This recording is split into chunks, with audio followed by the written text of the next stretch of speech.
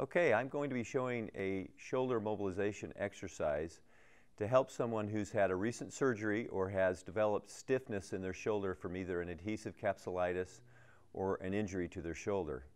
I have here a tool that is made out of PVC pipe. It could be made out of any type of material. The PVC pipe is light. It doesn't have to have the T-bar. It could just be 2.5 foot length material of PVC. So I'm going to hand this to Colton, and in this position he's going to hold the T-bar at the T with this hand. We're going to suggest that his left arm is the affected side. Then the right arm is going to hold the bar in the other position. The right arm is going to do all of the work. His left side is only going along for the ride. It's going to do movements that are critical for shoulder function. We're going to raise his arms up. Again, he's doing the work with his right hand, just holding on with his left.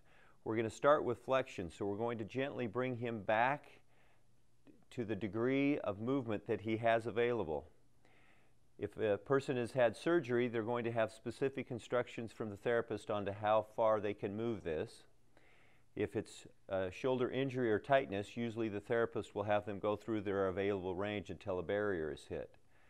So I'm going to let go as Colton continues to do that, back and forth. Again, the right arm is doing all of the work. He's moving to the available range on his left side. That's called flexion. The next movement we're going to do is called abduction. We're going to bring his arm down. Again, the right arm is doing all of the work. He's going to straighten his left arm in that position, and he's going to do kind of a clockwise position up, just like his arm were going counterclockwise.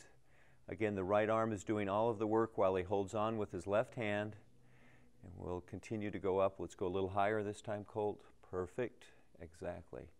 So that's the benefit of the T-bar, is it gives that kind of stability in that direction. The duration, frequency of this exercise would be determined by the therapist.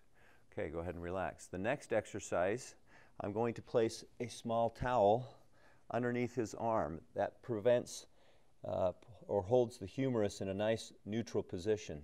Being supported in that, I'm going to have Colton keep his elbow at 90 degrees. Again, he's doing all the work with his right arm. The left arm is just going along for the ride. He's going to let that come out to the side. That's called external rotation. As he goes out to the side, he's feeling for the barrier. Some patients make the mistake of opening their arm and moving their triceps, so it's very important that they keep the elbow at 90 degrees throughout this exercise. Again, being supported by a pillow or a towel makes this even easier. Okay, the next direction is to stretch internal rotation. I'll take that and set that down. What I'm going to do is have Colton take his hand and place it palm down underneath his back.